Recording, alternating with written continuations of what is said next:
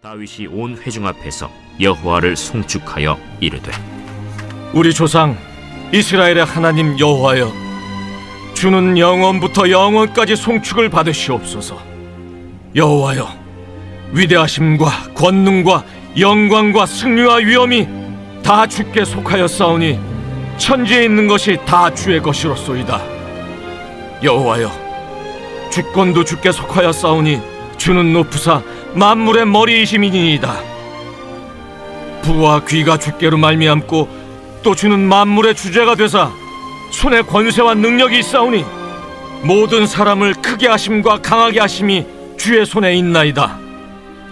우리 하나님이여, 이제 우리가 주께 감사하오며 주의 영화로운 이름을 찬양하나이다. 나와 내 백성이 무엇이기에 이처럼 즐거운 마음으로 드릴 힘이 있었나이까? 모든 것이 주께로 말미암았사오니 우리가 주의 손에서 받은 것으로 주께 드렸을 뿐이니이다. 우리는 우리 조상들과 같이 주님 앞에서 이방 나그네와 거류민들이라 세상에 있는 날이 그림자 같아서 희망이 없나이다.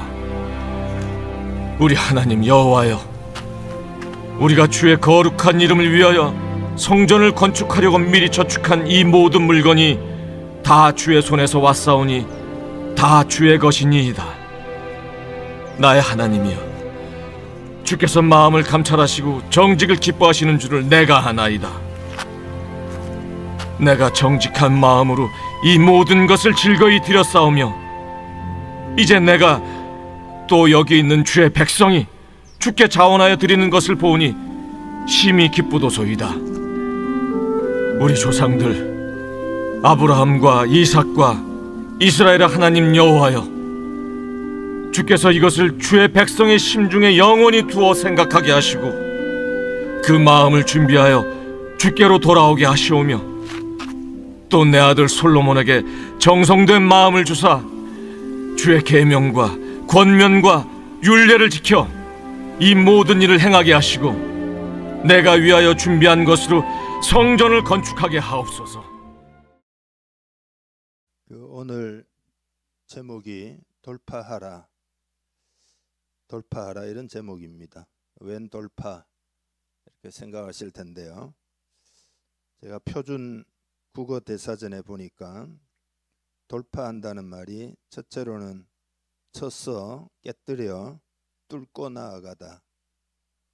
사전에 쳐서 깨뜨려 뚫고 나아가다, 그게 첫째 뜻이고요. 두 번째로는 일정한 기준이나 기록 따위를 지나서 넘어서다. 일정한 기준이나 기록 따위를 지나서 넘어서다. 그러니까 뭐 올림픽 같을 때 뭐 기록을 돌파했다 그러잖아요. 세 번째로는 장애나 어려움 따위를 이겨내다. 장애나 어려움 따위를 이겨내다. 그런 뜻입니다. 그래서 오늘은 그런 의미에서 우리가 무엇을 돌파하고 어떻게 돌파해야 되느냐, 그런 메시지가 되겠습니다. 주님이 한 번은 이런 말씀을 하신 적이 있습니다. 너희가 저녁에 하늘이 붉으면 날이 좋겠다 하고 아침에 하늘이 붉고 흐리면 오늘은 날이 굳겠다 하나니 너희가 날씨는 분별할 줄 알면서 시대의 표적은 분별할 수 없느냐. 날씨는 분별하는데 시대의 표적을 분별을 잘 못한다. 분별할 수 없느냐, 이렇게 말씀하셨습니다.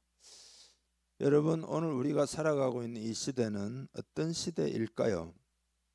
여러분은 주님의 말씀 따라 시대의 표적을 분별하고 있습니까?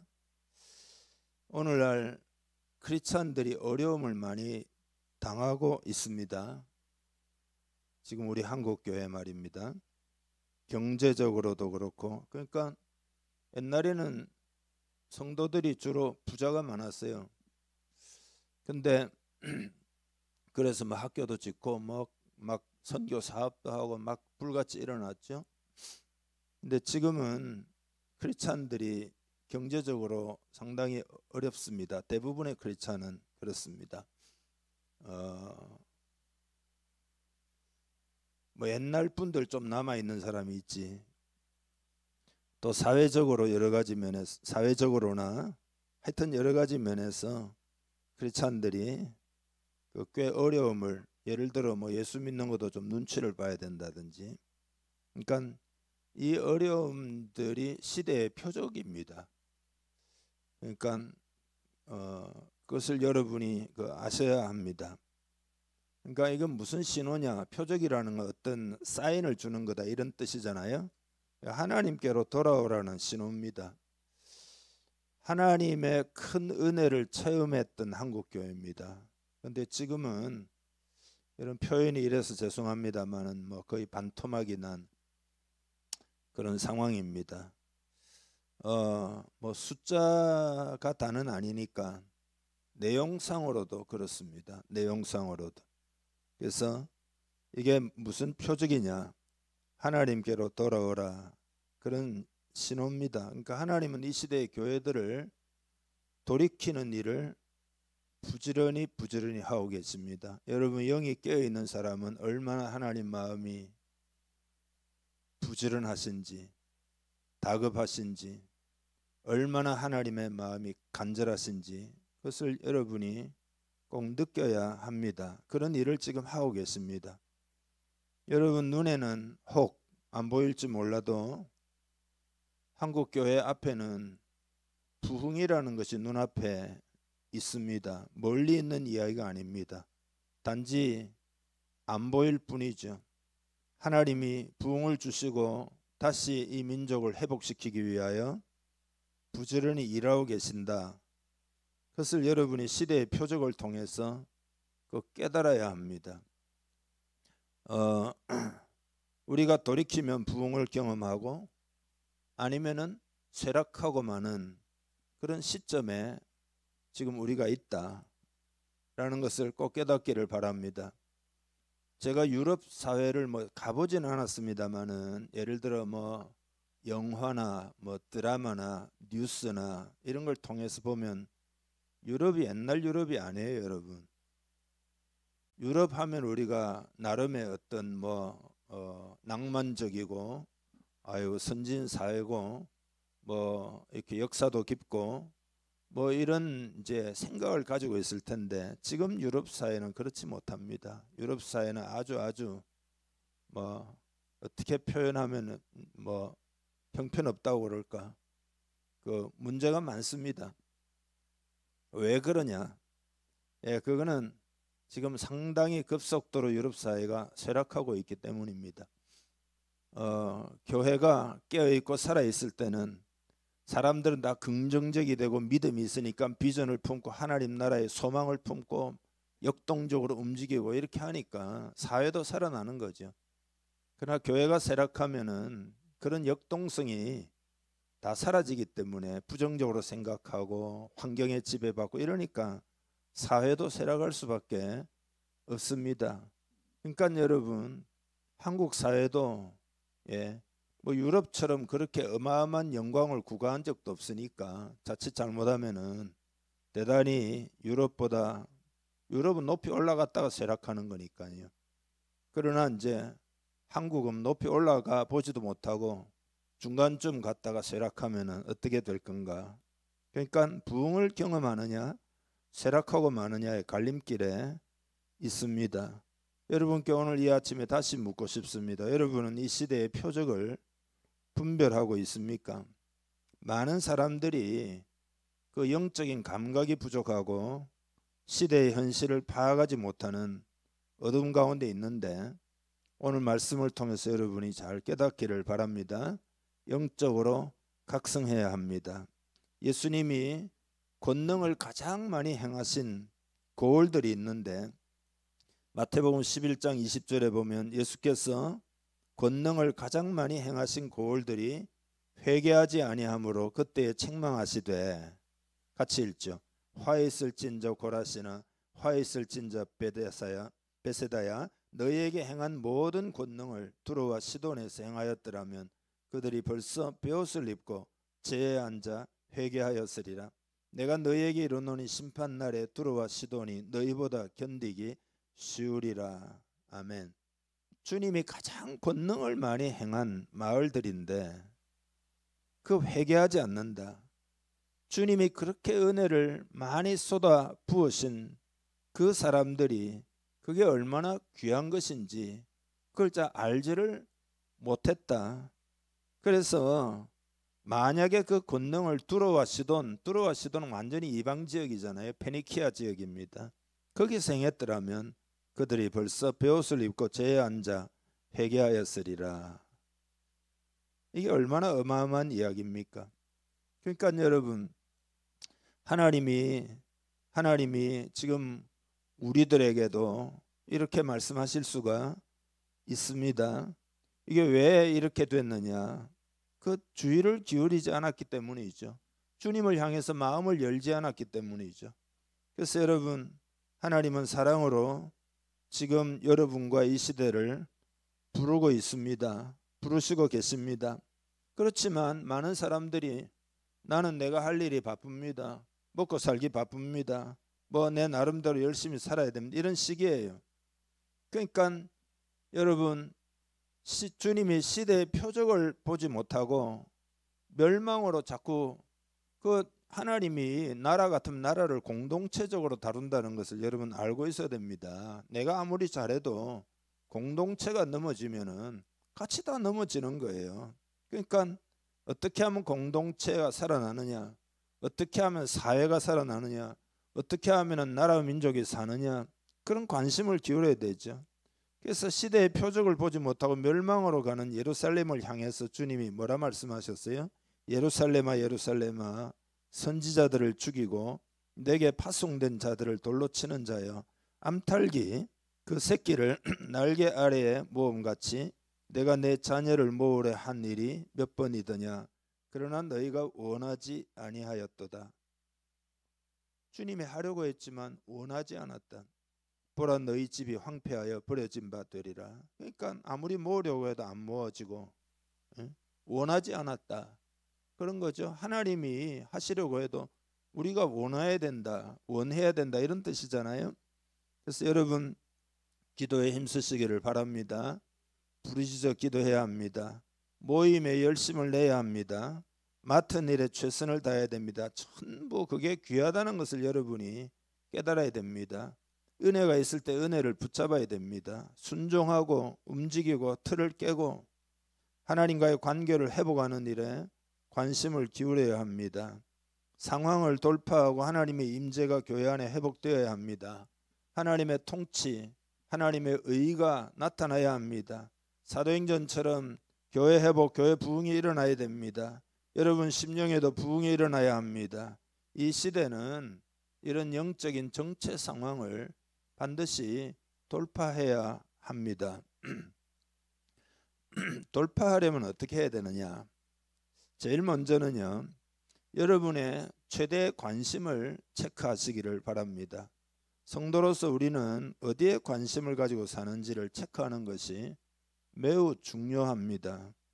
여러분의 최대의 관심은 무엇입니까? 여러분의 최대의 관심. 여러분의 마음이 흘러가는 것에 대하여 스스로 파수할 수 있어야 합니다. 여러분이 마음이 흘러가는 대로 놓아두면 안 됩니다. 여러분 마음을 여러분이 에덴 동산 지키듯이 지켜야 됩니다. 마음이 그냥 가는 대로 살면 안 된다 이 말이죠.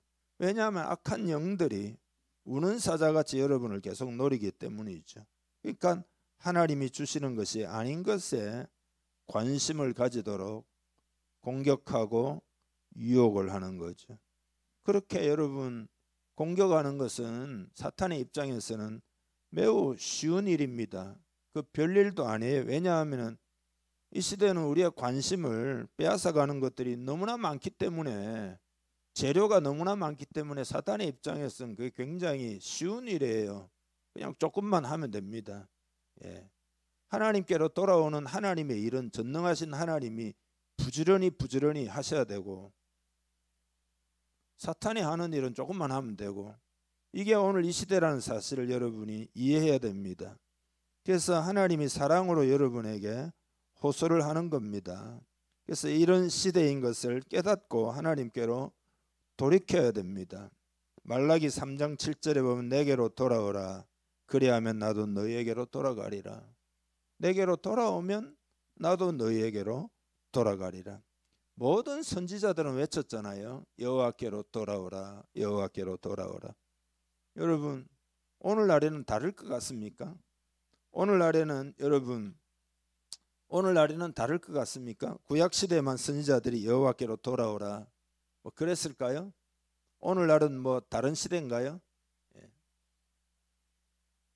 제가 하나님께로 돌아가야 된다라고 이야기하니까 뭐 어떻게 여러분 귀에 들리십니까?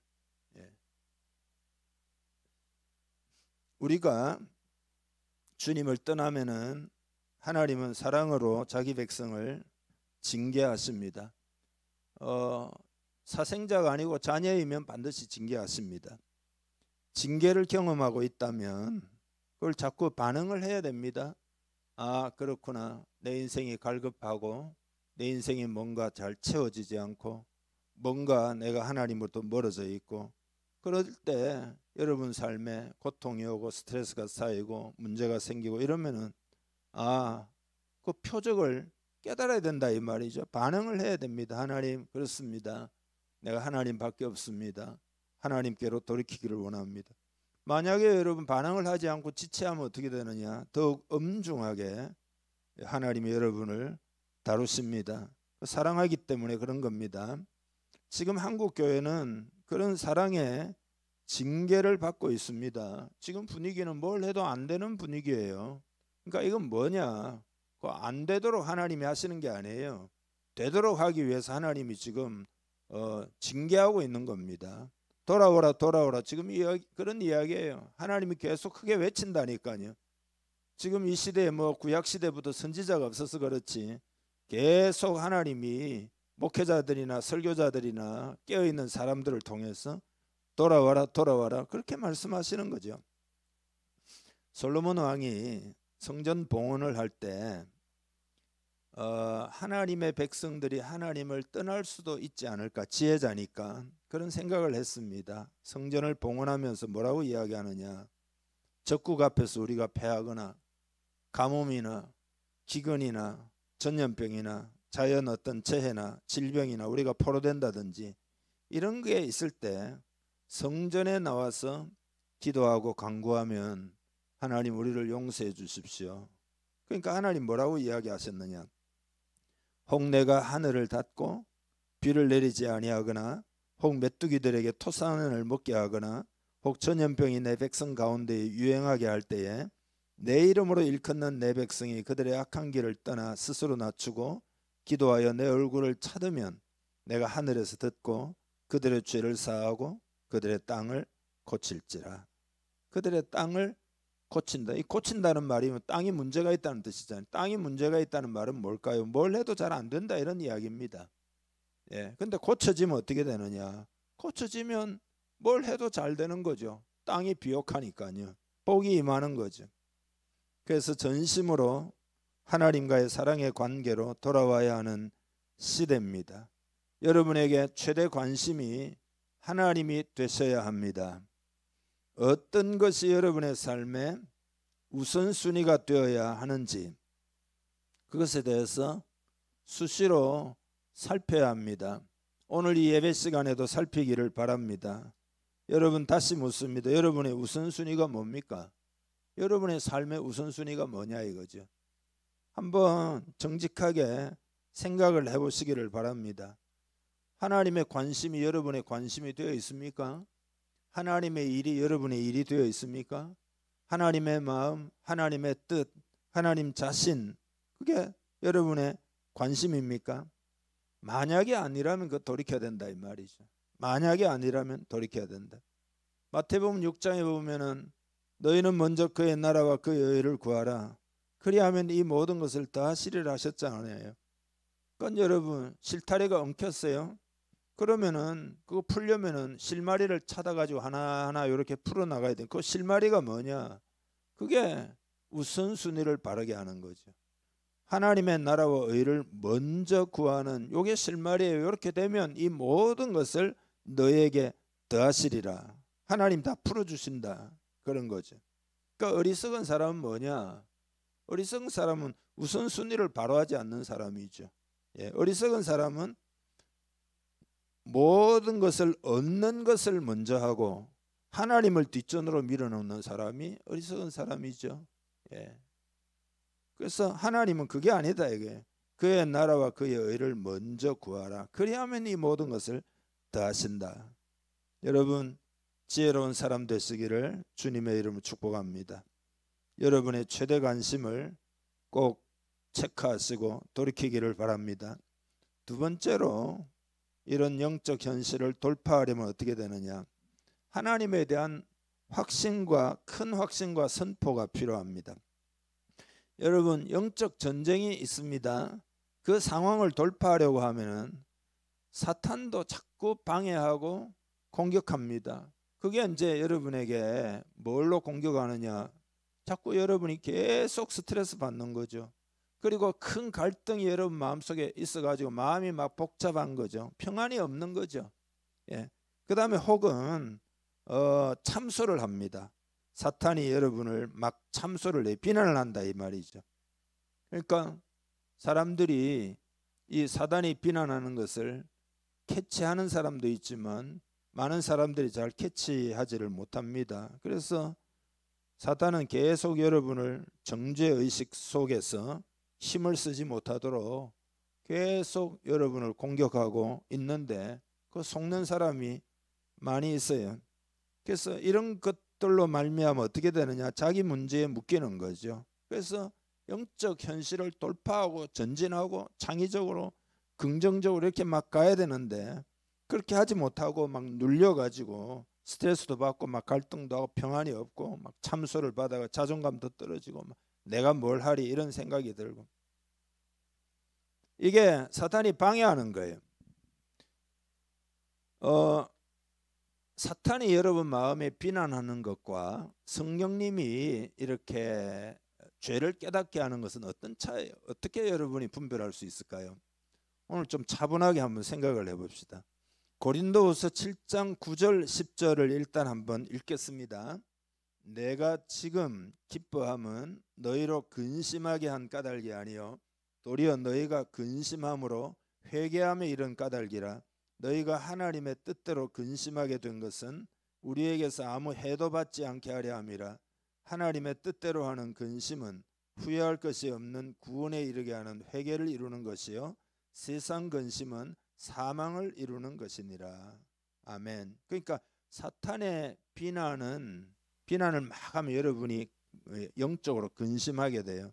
그러면 사망을 이룬다. 죽음으로 이끈다 이 말이죠. 사탄의 비난은 여러분을 죽음으로 이끌고 성령의 음성은 뭐냐? 여러분을 회개의 삶으로 이끌어서 소망이 넘치게 합니다. 그러니까 여러분이 깨닫고 죄의식이 생기고 그래서 막 회개하고 회개하는 가운데 이렇게 내가 죄를 깨닫게 해주신 것이 너무 감사하다. 이것을 버리고 회개하면 내 삶이 완전히 새로워지겠구나. 다시 하나님의 은혜와 복이 임하겠구나. 이렇게 소망이 넘치게 돼요. 그게 성령님이 역사하는 거죠. 그러나 만약에 여러분이 죄책감으로 눌리고 막 자기를 비하하고 열등감으로 괴롭고 나는 아무것도 아닌 것 같고 막 이런 느낌이면 사단이 여러분의 마음에다가 비난을 지금 퍼붓고 있는 거예요. 어떤 약점을 잡고 계속 비난을 퍼붓고 있는 거죠. 그거 따라가면 안 된다 이 말이죠. 여러분은 예수 그리스도를 구주로 믿고 있으면 법적으로 여러분은 의인입니다. 여러분은 의롭게 되었습니다. 예수님 안에서 하나님의 은혜로 값없이 선물로 의롭게 된 줄 믿습니다. 그런데 거짓으로 사단이 참수한다 이 말입니다. 여러분이 여러분 자신에 대해서 계속해서 비참하게 느끼도록 사단이 몰고 가면 그거 알아차려야 됩니다. 사단이 여러분을 비난하고 있는 거다. 망하는 쪽으로 가도록 계속 짓누르는 거다. 그러면 이런 걸 이기고 돌파하려면 도대체 어떻게 하면 되는가? 그런 거죠. 그게 오늘 본문 11절 12절인데 요 말씀을 여러분 마음판에다가 딱 새겨야 됩니다. 한번 읽어보죠.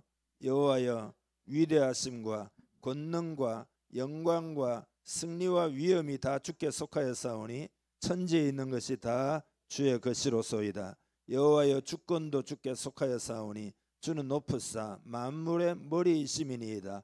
부와 기가 주께로 말미암고 또 주는 만물의 주제가 되사 손에 권세와 능력이 있사오니 모든 사람을 크게 하심과 강하게 하심이 주의 손에 있나이다. 아멘. 여러분 다윗도 스트레스를 받고 갈등하고 참소도 받고 다 겪었어요. 그런데 왜 그 모든 것을 돌파하고 승리했냐? 그 이유는 딴 게 아니라 하나님을 잘 알았기 때문입니다. 그러니까 오늘 본문의 이 다윗의 고백을 여러분의 것으로 삼아가지고 마음에 새기고 어떤 문제가 있을 때 여러분 삶에 막 스트레스가 있고 갈등이 있고 마음이 막 열등감이 생기고 참소당하고 어떤 문제가 있을 때 혹은 어떤 실제적인 외적인 문제가 있어가지고 고통을 당할 때 외적인 문제가 있으니까 막 스트레스를 받고 하겠죠. 그때 이 본문을 생각해야 합니다.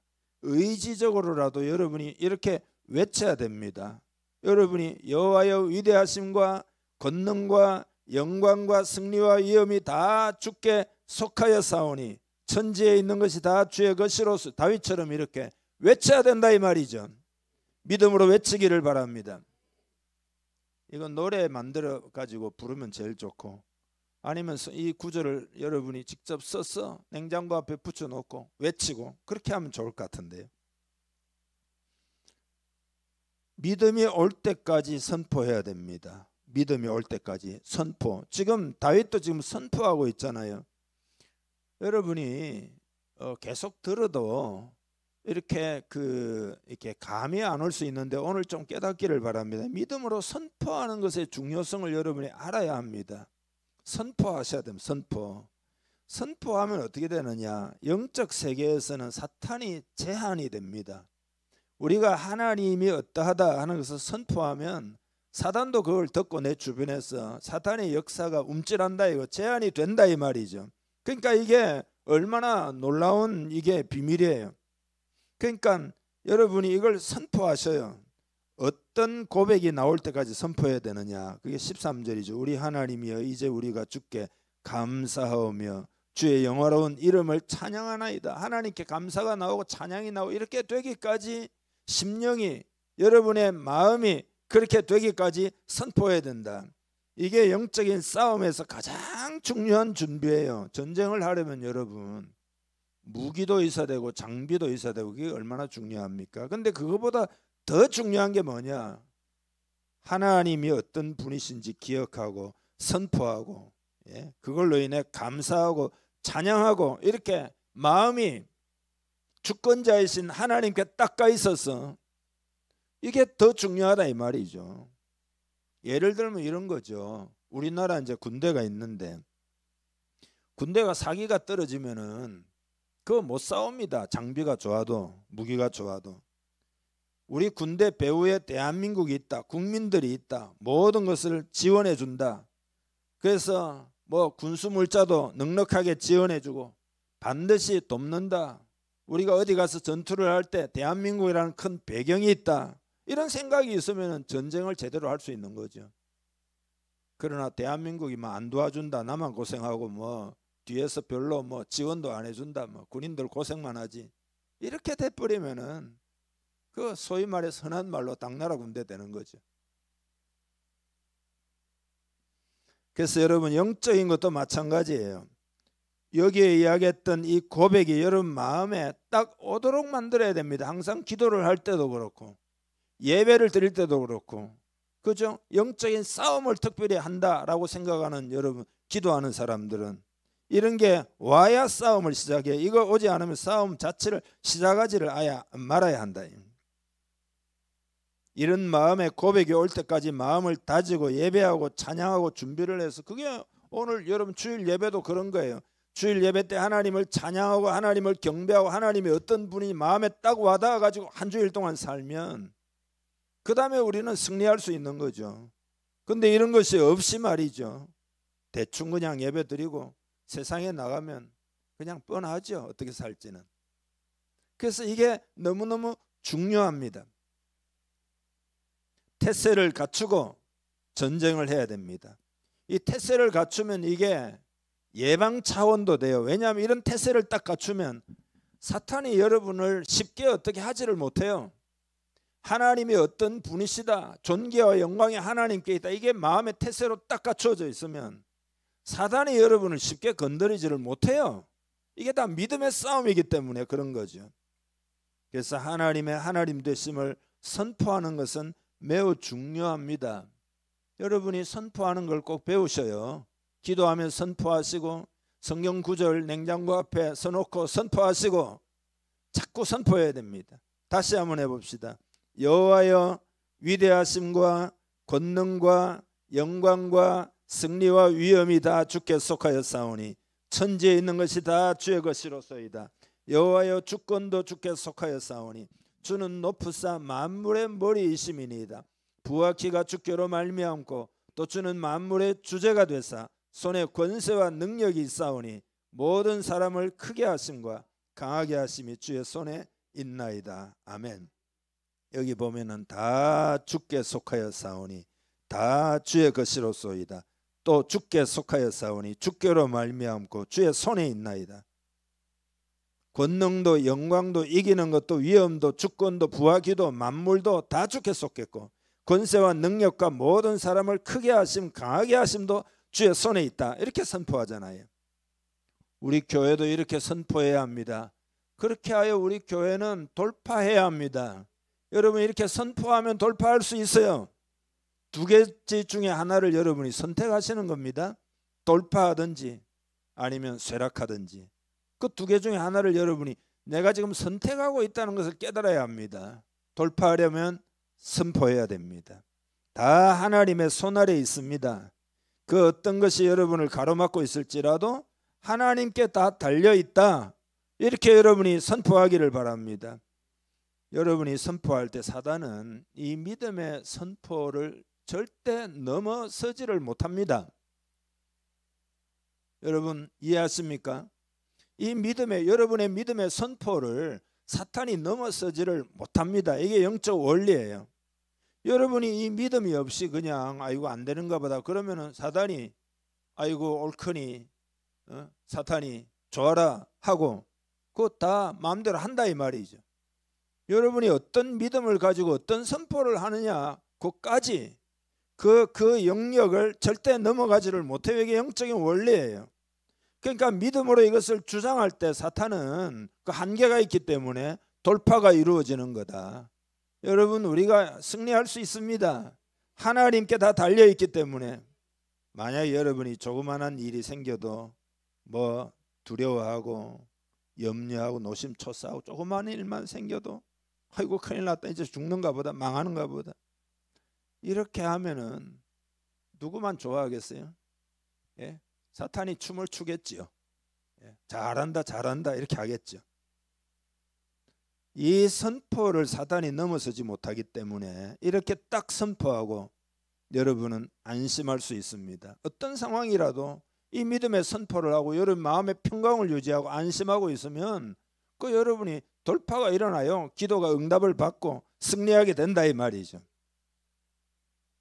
요한 웨슬리 이야기는 잘 알잖아요. 1736년도에 미국으로 그 선교사 대서양 건너서 가는데 강한 폭풍이 배를 덮치잖아요. 돛이 찢어지고 갑판 아래로 물이 막 쏟아져 들어오고 전부 막 겁을 먹어가지고 지금 난리예요.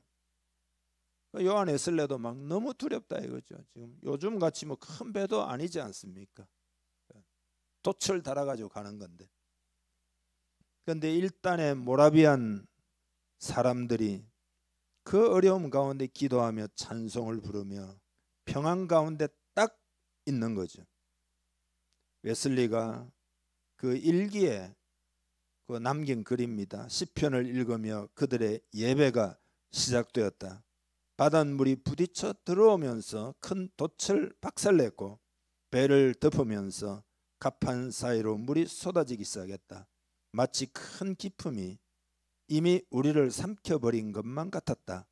영국인들 사이에서 끔찍한 비명소리가 들리기 시작했다. 하지만 독일인 모라비안들은 침착하게 계속해서 찬양을 불렀다. 이 찬양을 부르는 게 뭐예요? 곡조 있는 선포잖아요. 하나님은 위대하시다 막 이런 찬양을 했을 거 아니에요. 나는 2일 후에 폭풍이 지나갔습니다. 그중 한 명에게 물었다. 두렵지 않았습니까? 그가 대답했다. 아니요. 하나님께 감사할 뿐입니다. 내가 재차 물었다. 여성들과 아이들은 두려워하지 않았나요?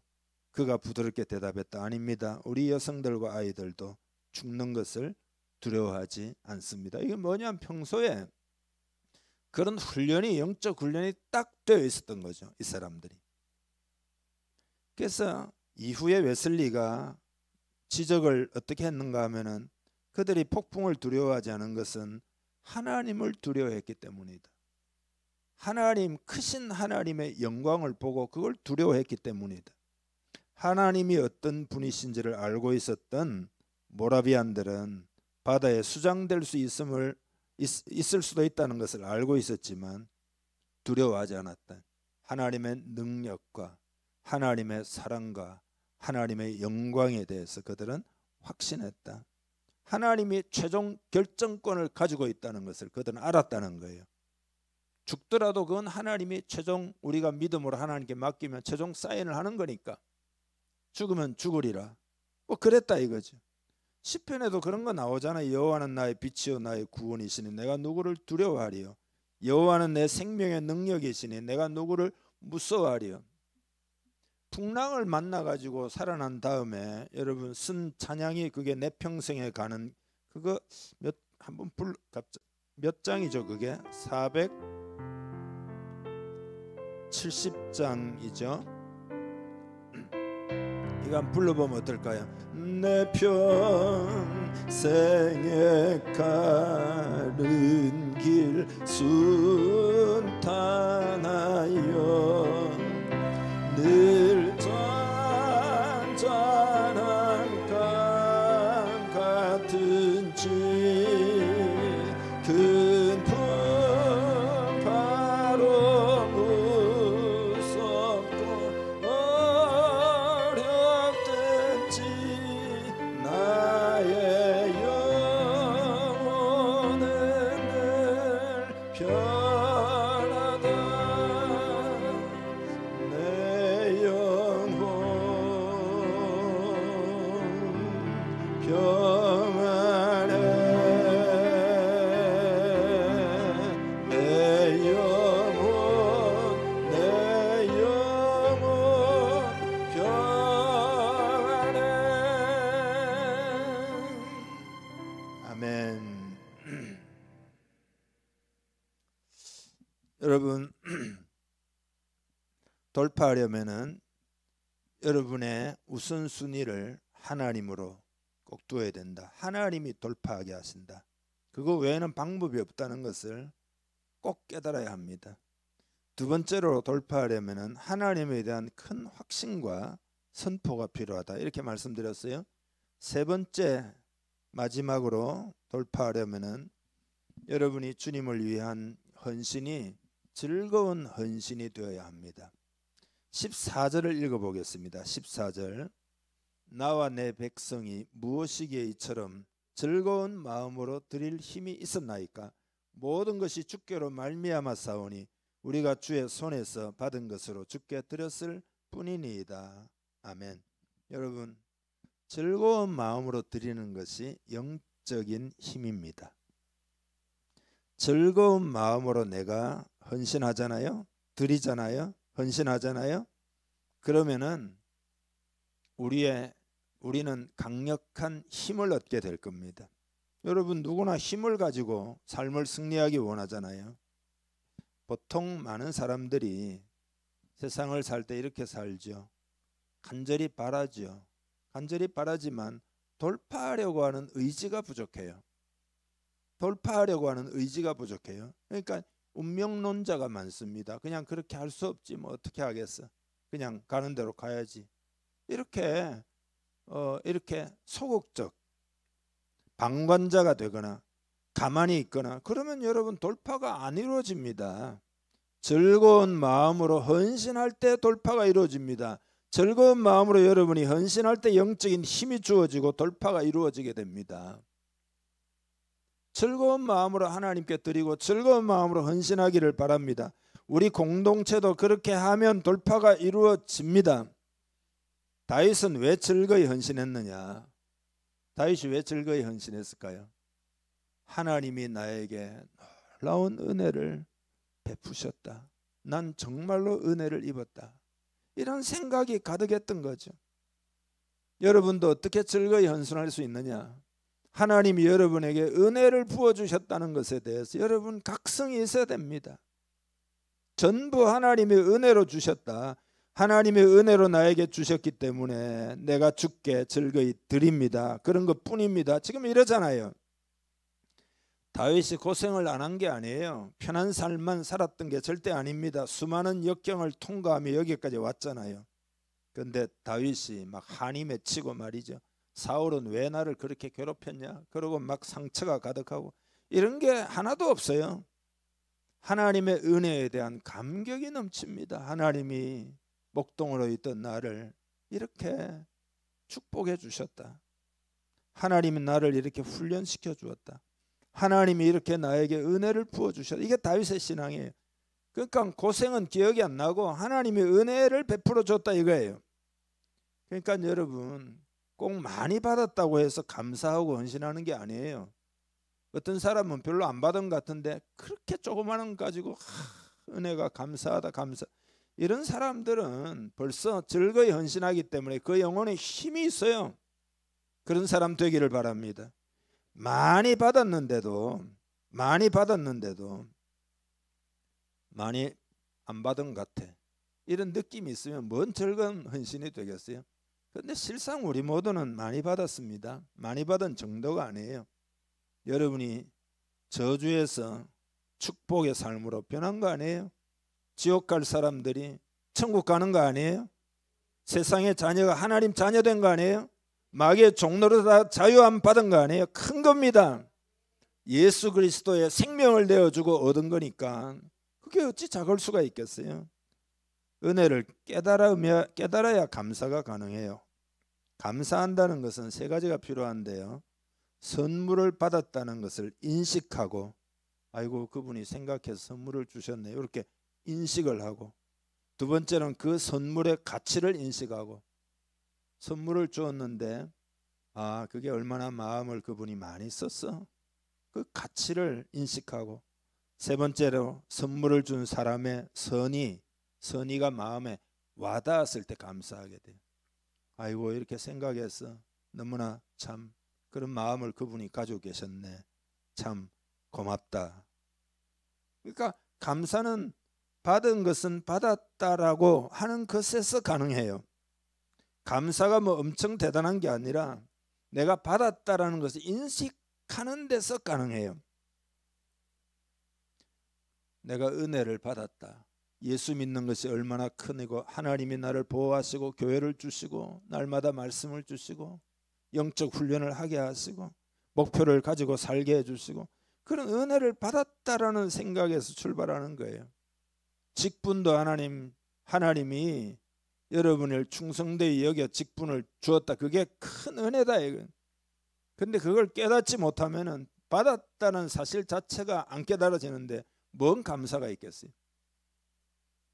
그리고 그 선물의 가치를 인식할 때 감사 가능하다 그랬잖아요. 하나님이 여러분에게 주신 은혜는 큰 가치입니다. 그걸 깨닫기를 축복합니다. 제이 데니스라는 사람이 감사를 위해 관점을 바꿔야 된다. 그걸 감사 테라피라 그랬어요. 감사로 치유한다. 근데 뭐라고 이야기했느냐? 당신이 세금을 많이 내야 한다면 감사하십시오. 당신에게 안정된 직장과 사업장이 있다는 말이기 때문입니다. 이렇게 깨달아야 감사한다. 당신의 몸무게가 늘어서 옷이 몸에 맞지 않는다면 감사하십시오. 당신은 먹을 것이 넉넉한 인생을 살아온 거다. 세탁할 옷이 집안 한 구석에 쌓여 있거든 감사하십시오. 당신에게는 적어도 갈아입을 옷에 여유가 있다는 뜻이기 때문이다. 와닿죠? 당신의 집에 대청소가 필요하고 문짝이 막 흘러가지고 갈아야 한다면 감사하십시오. 당신의 몸을 위탁할 집이 있다는 뜻이다.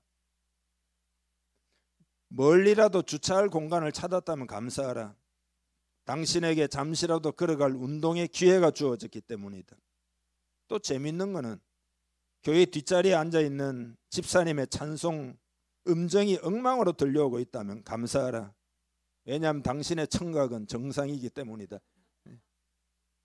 나도 정상인가 봐요. 어떨 때는 막 감사해야 되겠네. 아침에 울리는 잠영종 소리가 고통스럽게 들리거든 감사하십시오. 당신에게 일어나 일해야 할 하루가 기다리고 있기 때문이다. 하루해가 저물어 온몸이 나른하고 피곤하거든 감사하라. 이건.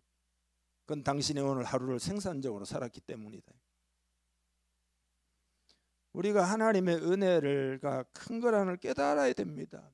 깨닫고 즐거이 헌신하기를 바랍니다. 즐거이 헌신하기를 헌신하기를 축복합니다. 우리 공동체는 지금 이거 회복해야 합니다. 습관이 헌신 안 하는 습관이 오래가면 안 됩니다. 세 번째, 감사는 선물을 준 사람의 선의가 마음에 전달됐다 그랬잖아요. 내게 좋은 뜻을 가지고 주었다. 상대의 마음이 전달될 때 감사할 수 있다 이거지. 믿음이 뭐냐? 믿음이 하나님의 선의를 받아들이는 게 믿음이잖아요. 하나님의 은혜를 베푸셨다. 참 너무나 놀랍다. 이렇게 받아들여야 되는. 여러분이 이제 예를 들어 어디 뭐 공원에 놀러 가가지고 사진 찍을 때 사진 찍는 거는 각도가 중요하잖아요. 이렇게 구도가 딱 맞게 해야 되잖아요. 사람이든지 뭐 식물이든지 물건이든지 아름답게 보이는 그 위치와 각도와 거리와 이런 게 있거든요. 어디서 보느냐에 따라 아름답게 보이기도 하고 별로로 보이기도 하고 뭐 어디에서 보느냐에 따라 다릅니다. 나무 한 그루를 보아도 그 각도를 딱 이렇게 잡아서 이렇게 사진을 찍으면 멋있게 나오거든요. 하나님이 우리에게 선의, 그러니까 선한 의도를 가지고 은혜를 베푸신 것도 그런 하나님의 은혜의 이런 각도로 모든 것을 바라보면 여러분이 즐거이 헌신할 수 있어요. 즐거이 헌신을 왜 안 하느냐? 하나님의 선한 의도, 은혜를 베푸심에 대해서 각도가 없는 거죠. 비뚤어진 각도를 가지고 보니까 그런 거죠. 그래서 즐거이 헌신하면 여러분에게 힘이 주어지고 마음이 더 즐겁고 그래야 돌파가 가능해요. 여러분 방관자로 살지 말고 그렇게 하시면 안 된다 이 말이죠. 예. 우리 공동체가 돌파하려면은 모이기 힘쓰고 기도하자 할 때 기도하고 하나님을 우선순위로 해서 해야 할 일을 감당하고 직분도 감당하고 이렇게 즐거이 헌신해야 돌파가 된다. 그 사도 바울 같은 사람 나는 사랑을 받, 나는 은혜를 입었다, 나는 과분한 호의를 받았다 막 이랬잖아요. 나는 빚을 졌다 그랬잖아요. 나는 이 빚을 갚아야 한다. 너무나 하나님께 은혜를 입었다. 헬라인이나 야만인이나 지혜 있는 자나 어리석은 자에게 다 내가 빚진 자다. 헬라인을 위해서도 야만인을 위해서도 지혜 있는 자를 위해서도 어리석은 자를 위해서도 자기 목숨을 내놓고 기쁘게 정말로 모든 것을 다해서 헌신했다. 이거 왜 그런 거죠? 나는 그렇게 하나님께 은혜의 빚을 졌다 이거 아니에요. 그게 너무나 크기 때문에 그가 그렇게 수고하고 애를 썼지만 그게 그렇게 크게 보이지 않았어요. 다 하나님의 은혜로다. 하나님의 은혜를 주셔서 나에게 주신 은혜에 비하면 내가 헌신하는 건 아무것도 아니다 그랬단 말이죠. 비결이 딴 데 있는 게 아니에요. 바울이 뭐 위대해서 그런 게 아니에요. 은혜를 알았기 때문이죠. 그 은혜의 각성이 그에게 있었던 거죠.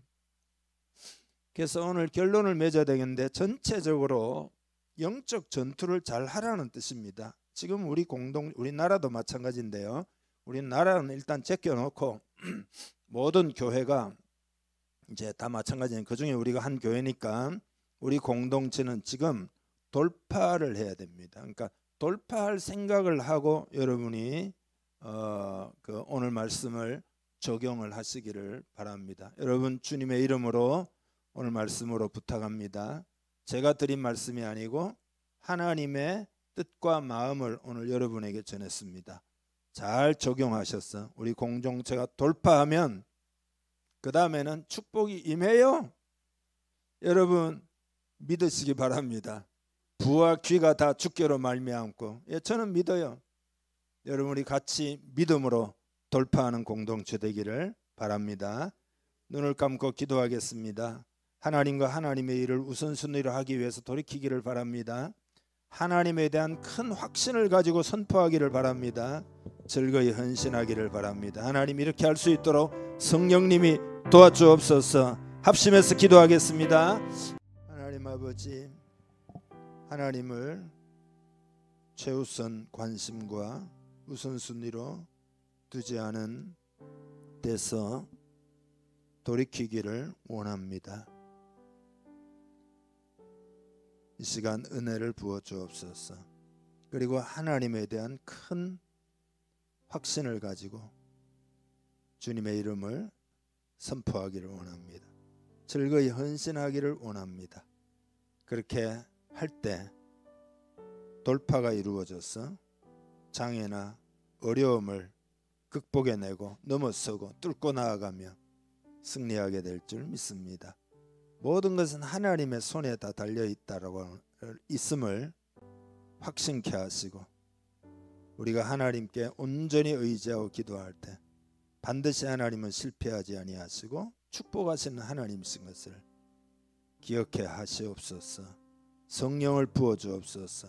오늘 말씀 적용할 때 우리 인생에 큰 돌파가 이루어져서 복을 받는 우리 공동체, 우리 인생, 우리나라 민족이 되게 하여 주시옵소서. 축복하며 예수님의 이름으로 기도하옵나이다. 아멘.